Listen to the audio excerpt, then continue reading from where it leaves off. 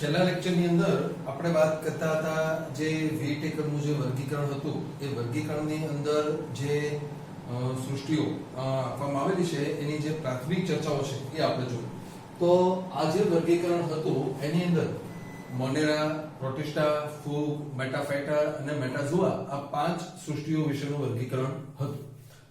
પણ આજે આખું વર્ગીકરણ એ હતું અને બીજા કેટલાક વર્ગીકરણો છે એની અંદર કેટલાક એવા સજીવો વિશે કોઈ ઉલ્લેખ કે કોઈ નોંધ જોવા મળતી નથી કે જે તે વર્ગીકરણ જ્યારે વૈજ્ઞાનિકોએ બનાવ્યું ત્યારે એની જાણ નહોતી અથવા તો કેટલાક લક્ષણોને કારણે એનો સજીવની અંદર સમાવેશ કરી શકાય નહીં. વાયરસ, વિરોઇડ્સ, પ્રિયોન્સ, લાઇકેન્સ આવા કેટલાક સજીવો એવા છે અમુકને વાત કરતા. તો એ વર્ગીકરણમાં કોઈ ચોક્કસ સ્થાન એ રીતે પામેલા નથી. તો એવા સજીવો વિશે પણ આપણે અહીંયા થોડો અભ્યાસ કરવાનો છે. એમાં સૌથી પહેલા આપણે વાત કરવા જઈ રહ્યા છીએ વાયરસ વિશે. તો આપણામાંથી ઘણા બધા લોકો એવા છે કે જેને ઘણી વખત શરદી, તાવ, ઇન્ફ્લુએન્ઝા જેને આપણે કહીએ છીએ ચેપી તાવ એવું બધું અનુભવ થયો હશે. તો ખાસ યાદ રાખો કે આવા જે બધા રોગો હોય છે એ મોટા ભાગે વાયરસને કારણે થતા હોય છે. તો વાયરસ જે હોય છે એ આવા ઘણા બધા લક્ષણો માટે જવાબદાર હોય છે. વાયરસની વાત કરીએ તો એકચ્યુઅલી વાયરસ સાચા અર્થમાં એટલે કે વાસ્તવિક લાઈફ જીવન ધરાવતા નથી. એમની પાસે ટ્રુ લાઈફ જેને કહેવાય આપણે જેવી લાઈફ જીવીએ છીએ એવી લાઈફ એમની પાસે નથી. સામાન્ય રીતે આપણે જો જીવંત કોષોની ચર્ચા કરીએ તો મોટાભાગે આપણે એવું કહેતા હોઈએ છીએ કે જીવંત કોષો ત્યારે જ કહેવાય કે જ્યારે એક કોષીય સંરચના એટલે કે સેલ્યુલર ઓર્ગેનાઇઝેશન જોવા મળતું હોય. પરંતુ વાયરસ એવા ઘટકો છે એને સજીવો પણ ખરેખર આપણે કહી શકતા નથી. તો વાયરસ એ એવા ઘટકો છે કે જેમની પાસે આવી કોષીય રચના નથી એટલે કે અકોષીય અથવા તો કોષ રચના વિહીન ઘટકો અથવા તો સજીવો હોતા હોય છે અને એટલે આપણે એને બહુ સાચા અર્થમાં સજીવો તરીકે ગણતા નથી. વાયરસ મોટાભાગે આપણને બે અવસ્થાઓમાં જોવા મળે છે. બે અવસ્થાઓ કઈ કઈ છે એ સમજી લઈએ. તો જ્યારે વાયરસ મુક્ત અવસ્થામાં હોય છે એટલે કે વાતાવરણમાં મુક્ત રીતે હોય ગમે ત્યાં પડ્યા હોય અથવા તો હવામાં હોય એવા સમયે એ નિષ્ક્રિય સ્ફટિકમય છે. ખાસ યાદ રાખજો આ બધું બહુ અગત્યનું છે કે જ્યારે વાયરસ કોઈ જીવંત કોષની બહાર મુક્ત અવસ્થામાં હશે ત્યારે જીવતા નથી. એ એક નાનો પદાર્થ જેમ પડ્યો હોય કોઈ એક કણ પડ્યો હોય એની જેમ જ એ પોતે પડ્યા હોય છે. એની અંદર એક વાયરસ હોય માનો કે ટેબલ ઉપર એમને રાખી મૂકવામાં આવે તો ઘણા સમય સુધી ટૂંકમાં જ્યાં સુધી એને બીજું કોઈ ડિસ્ટર્બન્સ ન થાય ત્યાં સુધી એકનો એક વાયરસ એમને પડ્યો રહેશે. એમાં કોઈ ફેરફાર, કોઈ ચેન્જ કે કોઈ જીવંત પ્રક્રિયાઓ જોવા મળતી નથી. પરંતુ જેવો એ કોઈ બીજા કોષની અંદર દાખલ થાય એટલે કે પરોપજીવી તરીકે બીજા સજીવના કોષમાં જો દાખલ થાય એટલે તરત એ એક્ટિવ થઈ જશે. એ એક્ટિવ ત્યારે જ થાય, સક્રિય ત્યારે જ થાય છે કે જ્યારે એ બીજા કોઈ સજીવની અંદર દાખલ થાય છે. તો જેવો એ યજમાન જેની અંદર દાખલ થાય એને યજમાન કહેવામાં આવે છે. તો જેવો એ યજમાન કોષમાં દાખલ થાય એટલે યજમાન કોષનું જે તંત્ર છે એનો એક ભાગ બની જાય છે અને પોતે સ્વયં જનન પામી વધવા મળે છે અને એક સમય એવો આવે કે જ્યારે યજમાન કોષને મારી નાખે છે. વાયરસ જે ફેલાતા હોય છે એ મુખ્યત્વે આ રીતે આ જે આખી સિસ્ટમ તમને સમજાવી કે યજમાન કોષમાં દાખલ થાય અને પછી એનો ભાગ બની જાય એના આધારે એક રોગ આપણે ભણવાનો છે 12મા ધોરણની અંદર એઇડ્સ. ત્યારે તમે જોશો કે કેવી રીતે એનો વાયરસ વ્યક્તિના શરીરની અંદર દાખલ થઈને એના કોષોનો ભાગ બની જાય અને એના આધારે એ પોતાનું કામ કરતો હોય છે. તો તમે જુઓ કે મુક્ત અવસ્થામાં એ નિર્જીવ તરીકે જોવા મળે છે અને પરોપજીવી એટલે કે યજમાનની અંદર હોય તેને જીવંત છે એટલે કે નથી પૂરેપૂરા નિર્જીવ કે નથી પૂરેપૂરા સજીવ.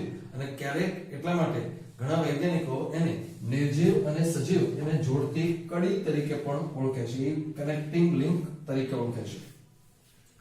એની ઉપર જે સંશોધનોની ટાઈમલાઈન આપણે જોઈએ તો સૌથી પહેલા એ જોવામાં આવે લોઈ પાશ્વર નામના વૈજ્ઞાનિક હતા. એમણે વાયરસ માટે શબ્દ વાપર્યો તો વિષ અથવા તો એને ઝેરી રસાયણ એટલે કે પોઈઝનસ કેમિકલ એવું. કેમિકલ એક પ્રકારના છે પણ જે સજીવોની અંદર દાખલ થાય ત્યારે એ જીવંત બની જાય છે એવા કેમિકલ છે ઝેરી રસાયણો તરીકે એની ઓળખાણ આપી હતી લોઈ પાશ્વરે. ત્યારબાદ ડિમેત્રી ઇવાનોવ્સ્કી નામના વૈજ્ઞાનિક હતા. એ વૈજ્ઞાનિકે 1892 ની અંદર જે નોંધ કરી એ ખાસ જોવા જેવી છે કે તમાકુનો જે છોડ હોય છે એ તમાકુના છોડની અંદર એક વિશિષ્ટ રોગ થાય છે જેનું નામ છે કિરમીર રોગ. કિરમીર રોગ એટલે મોઝેક ડિસીઝ. પાંદડા હોય છે, વનસ્પતિના પાંદડા હોય, એની ઉપર જુદા જુદા પ્રકારની સફેદ લીટીઓ જોવા મળે છે, આખી જાળી જેવું બની જાય, આખા પાંદડા ઉપર જુદી જુદી ડિઝાઇન બની જતી હોય એવું લાગે છે. તો આવો જે એક રોગ, એના માટે જવાબદાર કેટલાક સૂક્ષ્મ જીવો છે એવું એને શોધી કાઢ્યું. કેટલાક સૂક્ષ્મ જીવો એટલે એકદમ સૂક્ષ્મ જીવાણુઓ આવા રોગ માટે જવાબદાર છે એવું એને શોધી કાઢ્યું. અને એને એ પણ શોધ્યું કે આવા જે સૂક્ષ્મ જીવો હોય છે એ બેક્ટેરિયા પ્રૂફ ફિલ્ટર માંથી પસાર થઈ જાય છે. બેક્ટેરિયા પ્રૂફ ફિલ્ટર એટલે શું? એવા ફિલ્ટર કે જેમાંથી બેક્ટેરિયા પસાર ન થાય. તો બેક્ટેરિયા જેમાંથી પસાર નથી થતા એવા ફિલ્ટરમાંથી જો વાયરસ પસાર થઈ જતા હોય તો એનો સીધો અર્થ એવો થાય કે આ વાયરસ જે હોય છે એ બેક્ટેરિયા કરતા પણ નાના હોય છે, એનું કદ બેક્ટેરિયા કરતા પણ ખૂબ જ ઓછું હોય છે. એવી બાબત એ ડિમેત્રી ઇવાનોવ્સ્કીએ શોધી કાઢી. એના કરતા આગળ જઈએ તો એમ.ડબલ્યુ. બાયજર્નિક, એમણે જે સંશોધન કર્યું એ શું હતું તો કે 1898 ની અંદર એમણે એક પ્રયોગ કર્યો, નિદર્શન કર્યું. તમાકુના છોડની અંદર જે કિરમીર રોગ યુક્ત પાંદડાઓ હતા એ પાંદડાઓને લઈને એને નીચોવીને એનો રસ કાઢ્યો અને એ રસ જે હતો એનો ચેપ બીજા તંદુરસ્ત પર્ણોને લગાડ્યો, તંદુરસ્ત વનસ્પતિને લગાડ્યો. ત્યારે ખબર પડી કે આ રસની અસરથી બીજા તંદુરસ્ત જે પર્ણો હતા, જે વનસ્પતિ, એને પણ રોગ થાય છે. ખાસ પ્રયોગ સમજો ફરી વખત કે જે ચેપી અથવા તો રોગ ધરાવતા જે તમાકુના પર્ણો હતા, વનસ્પતિના પર્ણો, એને નીચોવીને એનો અર્ક કાઢ્યો, એનો રસ કાઢ્યો અને એનો ચેપ અથવા તો એનો છંટકાવ તંદુરસ્ત વનસ્પતિ પર કર્યો. ત્યારે એ તંદુરસ્ત વનસ્પતિને પણ કિરમીર રોગ લાગુ પડ્યો છે, એ ચેપ લગાડે છે. અને એટલે જે બાયજર્નિક હતા એમણે કીધું કે આ જે રસ છે અથવા તો જેના વડે આ રોગ ફેલાય છે એ ચેપકારક જીવંત રસાયણ છે એવું કહી શકાય. ચેપકારક જીવંત રસાયણ એટલે શું તો કે જેનાથી ચેપ લાગે છે, કેમિકલ સ્વરૂપમાં, રસાયણ એટલે કે એ લિક્વિડ સ્વરૂપમાં છે, રસાયણ સ્વરૂપમાં છે, પણ છતાં એ ચેપ લગાડે છે અને બીજી વનસ્પતિમાં દાખલ થાય પછી પોતાનો જથ્થો વધારે છે એટલે જીવંત પણ છે. ચેપકારક જીવંત રસાયણ એવો શબ્દ એમ.ડબલ્યુ. બાયજર્નિક નામના વૈજ્ઞાનિકે 1898 ની અંદર આપેલો હતો. ત્યારબાદ આગળ જઈએ તો ડબલ્યુ.એમ. સ્ટેનલી. તો આ વૈજ્ઞાનિકે ખૂબ જ અસરકારક રીતે 1935 ની સાલમાં વાયરસને સ્ફટિકમય બનાવી શકાય છે તેવી વાત શોધી કાઢી. સ્ફટિકમય બનાવવું એટલે શું તો કે આ જે રસ અહીંથી નીકળે છે એ રસમાંથી તમે વાયરસને એક્સટ્રેક્ટ કરી શકો છો, એમાંથી અલગ તારવી શકો છો. અને આ તારવી લીધા પછી એને એની રચના પણ તપાસી તો એને ખ્યાલ આવ્યો કે વાયરસની રચનાનો મુખ્ય ઘટક અથવા તો એમાં જે મોટા પ્રમાણમાં જોવા મળે છે એ હોય છે એનું પ્રોટીન. અને એ આ જે હોય છે એ મુખ્યત્વે પ્રોટીન ધરાવે છે. અને જ્યારે યજમાનની બહાર હોય છે, આ વાત ત્યારે ખબર પડી, પહેલા આપણને ખ્યાલ નહોતો. ખાસ યાદ રાખજો, 3 મુદ્દાઓ અહીંયા ખાસ જોવાના થશે. સ્ટેનલી નામના વૈજ્ઞાનિકે જે શોધ કરી એ આ છે. પહેલી વાત એને એવી શોધી કાઢી કે જે વાયરસ હોય છે એને સ્ફટિકમય બનાવી શકાય. સ્ફટિકમય એટલે કે એને રસમાંથી અલગ તારવી શકાય છે. એની અંદર મુખ્યત્વે પ્રોટીન જોવા મળે છે. અને ત્રીજી બાબત એને જોયું કે જ્યારે આ વાયરસ યજમાનની બહાર હોય ત્યારે કંઈ કરતા નથી, એની સંખ્યા અથવા એનો જથ્થો વધતો નથી. પરંતુ જેવા એ બીજા કોઈ કોષની અંદર દાખલ થાય તો જ એ પોતે જીવંત તરીકે વર્તે છે. અહીંયા એક ખાસ શબ્દ છે ઓબ્લિગેટ પેરાસાઇટ, એટલે કે અવિકલ્પી પરોપજીવી. અવિકલ્પી પરોપજીવીનો અર્થ આપણે શું કરશું તો કે જેની પાસે પરોપજીવી રહેવા સિવાય બીજો કોઈ વિકલ્પ એટલે કે બીજો કોઈ ઓપ્શન નથી. હંમેશા એ પરોપજીવી તરીકે જ જીવન જીવી શકે છે. એને મુક્ત અવસ્થામાં જીવન એ જીવી શકતા નથી. બીજા કોઈ કોષની અંદર જાય તો જ એ જીવી શકે છે, બહાર જીવી શકતા નથી. એવી બાબત આ સ્ટેનલી નામના વૈજ્ઞાનિકે સૌપ્રથમ રજૂ કરી. જેમ જેમ આગળ સંશોધનો થાય છે એમ ખ્યાલ આવે છે કે વાયરસ જે હોય છે એમની પાસે જનિદ્રવ્ય પણ હોય છે.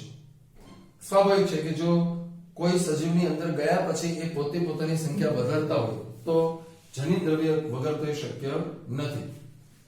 તો વાયરસની પાસે જનિદ્રવ્ય હોય છે અને આ જનિદ્રવ્ય કાં તો આરએનએ અથવા તો ડીએનએ નું બનેલું હોય છે. ખાસ યાદ રાખજો, આરએનએ અથવા ડીએનએ કોઈ પણ વાયરસ એવા હોતા નથી કે જનિદ્રવ્ય તરીકે બંને હોય. આરએનએ પણ હોય અને ડીએનએ એવું હોતું નથી. કાં ડીએનએ હોય છે અને કાં તો આરએનએ હોય છે. અને આ જે જનિદ્રવ્ય હોય છે, આરએનએ હોય કે ડીએનએ ગમે તે હોય, એ ન્યુક્લિયોપ્રોટીન તરીકે હોય છે. ન્યુક્લિયોપ્રોટીન એટલે તમને ખ્યાલ હોવો જોઈએ, ન્યુક્લિક એસિડ નોમા ચક્રમાં જે તમે ભણેલા છો, ન્યુક્લિક એસિડ અને એની સાથે પ્રોટીનનું જોડાણ, તો ન્યુક્લિક એસિડ વત્તા પ્રોટીન શબ્દ બને છે ન્યુક્લિયોપ્રોટીન. એટલું જ નહીં, પણ આ જે જનિદ્રવ્ય છે પાછું ચેપી પણ છે. ચેપી એટલે શું? તો કે જે બીજા ડીએનએ ના સંપર્કમાં આવે છે ત્યાં એની સાથે જોડાઈને એ એના ડીએનએ નો મૂળ ડીએનએ નો ભાગ બની જાય છે. જેમ કે આપણી વાત કરીએ તો કોઈ પણ એક વાયરસ જ્યારે કોઈ મનુષ્યના એચઆઈવી ની વાત કરીએ તો એચઆઈવી નો વાયરસ જ્યારે કોઈ મનુષ્યના કોષમાં દાખલ થાય છે ત્યારે એ વાયરસનું જે જનિદ્રવ્ય હોય છે એ મનુષ્યના જનિદ્રવ્ય સાથે જોડાઈ જાય છે અને ચેપ લગાડે છે અને એના જનિદ્રવ્યનો ભાગ બની જાય છે. તો એવી રીતે એ ચેપી હોય છે એવું કહેવામાં આવે છે. તો એના જનિદ્રવ્ય વિશે કેટલીક ચર્ચાઓ આપણે કરીએ તો પહેલી વાત એ જોશું કે વાયરસના મેઇન 3 પ્રકારો જોઈએ. વનસ્પતિ વાયરસ કે જે વનસ્પતિને ચેપ લગાડી શકે, પ્રાણી વાયરસ કે જે પ્રાણીઓને ચેપ લગાડી શકે, અને બેક્ટેરિયલ વાયરસ કે જે બેક્ટેરિયાને ચેપ લગાડી શકે છે. તો આ 3 પ્રકારના જે વાયરસ હોય છે એના જનિદ્રવ્યની થોડી કમ્પેરિઝન આપણે કરીએ તો મોટાભાગે એવું જોવા મળે છે કે વનસ્પતિઓને ચેપ લગાડતા જે વાયરસ હોય છે, જેને આપણે સામાન્ય રીતે વનસ્પતિ વાયરસ કહીએ છીએ, એ વાયરસ ના જનિદ્રવ્ય તરીકે મોટા ભાગે એક શૃંખલામય આરએનએ જોવા મળે છે. તમે 9મું ચેપ્ટર ભણેલા છો તો તમને ખ્યાલ છે કે આરએનએ મુખ્યત્વે સિંગલ સ્ટ્રેન્ડ એટલે કે એક જ કુંતલનું બનેલું ન્યુક્લિયો જે પ્રોટીન હોય છે એની અંદર એક શૃંખલા પેલી પોલીન્યુક્લિયોટાઇડ ની આવેલી હોય અને એ પોલીન્યુક્લિયોટાઇડ જે હોય છે એ એક જ તંતુમાં હોય ત્યારે એને સિંગલ સ્ટ્રેન્ડ કહેવામાં આવે છે. એક સાથે 2 તંતુઓ જ્યારે જોડાય છે ત્યારે એને આપણે ડબલ સ્ટ્રેન્ડ તરીકે ઓળખીએ છીએ. તો અહીંયા આપણે જોઈએ કે વનસ્પતિ વાયરસ જે હોય છે એમના મોટા ભાગની અંદર એવું જોવા મળે કે એનું જનિદ્રવ્ય એ સિંગલ સ્ટ્રેન્ડ આરએનએ તરીકે જોવા મળે છે. ઓકે, જે વાયરસ પ્રાણીઓને રોગ લગાડે છે, પ્રાણીઓને ચેપ લગાડે છે, જેને આપણે એનિમલ વાયરસ તરીકે ઓળખીએ છીએ, પ્રાણી વાયરસ તરીકે ઓળખીએ છીએ, એમની અંદર ઘણી બધી વિવિધતા છે કે એમાંથી અમુક વાયરસ એવા છે કે જેમની પાસે એક શૃંખલામય આરએનએ એટલે કે સિંગલ સ્ટ્રેન્ડ આરએનએ હોય છે જનિદ્રવ્ય તરીકે. કેટલાક એવા છે કે જેમની પાસે ડબલ સ્ટ્રેન્ડ આરએનએ છે, SS ની બદલે DS આરએનએ છે. એવા પણ આરએનએ કેટલાક હોઈ શકે છે કે જે ડબલ સ્ટ્રેન્ડના બનેલા હોય છે.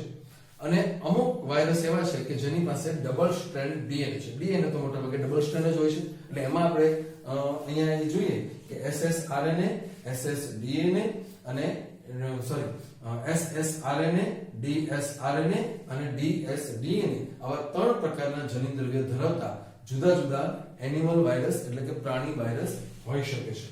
તો બીજી બાજુ મોટાભાગના જે બેક્ટેરિયલ વાયરસ હોય છે, બેક્ટેરિયાને ચેપ લગાડતા હોય એવા વાયરસ જે હોય એમની પાસે મોટાભાગે DS DNA એટલે કે જે સામાન્ય ડીએનએ હોય એ જ જનિદ્રવ્ય તરીકે જોવા મળે છે. એટલે અહીંયા ખાસ યાદ રાખજો, વનસ્પતિ વાયરસમાં મોટાભાગે SS RNA હોય છે, બેક્ટેરિયલ વાયરસમાં મોટાભાગે DS DNA હોય છે અને પ્રાણી વાયરસની અંદર SS RNA, DS RNA અને DS DNA એ 3 પ્રકારના જનિદ્રવ્ય હોઈ શકે છે.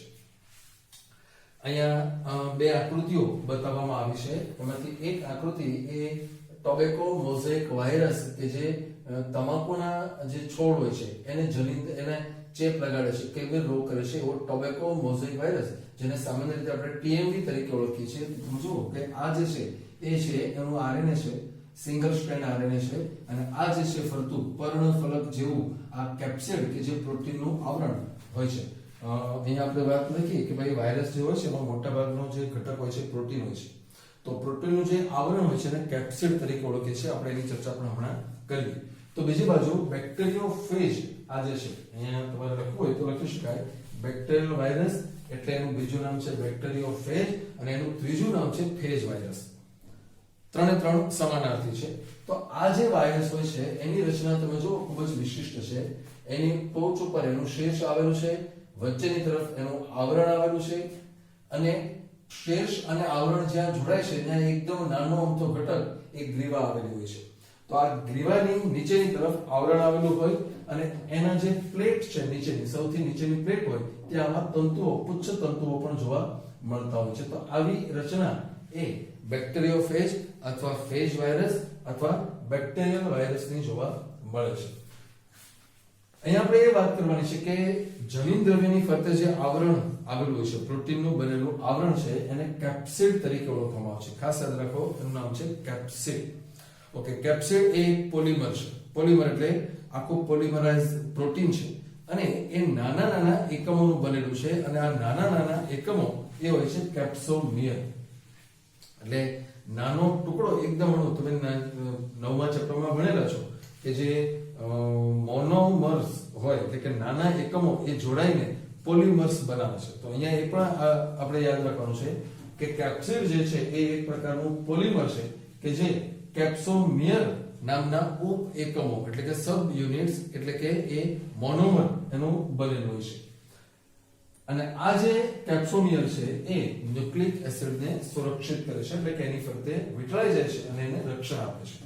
આ જે કેપ્સોમિયર હોય છે એ અમુક વાયરસની અંદર કુંતલાકાર જોવા મળે છે. તમે જોશો કે આ જે ફલક છે એ ફરતું ફરતું વચ્ચે અંદરની તરફ આ આરએનએ હોય છે એની ફરતે ફરતે આમ કુંતલાકાર રીતે વીંટળાઈ જાય છે અને એવી રીતે કુંતલમય બની જાય છે.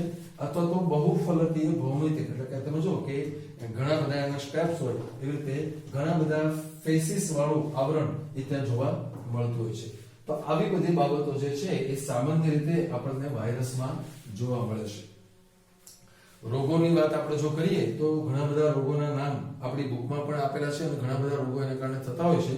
તો હવે કેટલાક પ્રાણીઓમાં થતા કેટલાક એવા રોગોની જો ચર્ચા કરીએ આપણે તો ગાલ પચોળિયું, બળિયા, હર્પીસ જેને આપણે સામાન્ય આ શબ્દ કોઈ બહુ વાપરતા નથી, મોટાભાગે આપણે હર્પીસ જ કહીએ છીએ. વિસર્પિકા જેને કહેવામાં આવે છે એના પણ પ્રકારો હોય છે, હર્પીસ ઝોસ્ટર, હર્પીસ સિમ્પ્લેક્સ એવા બધા. પણ એ બધા આ રોગો છે.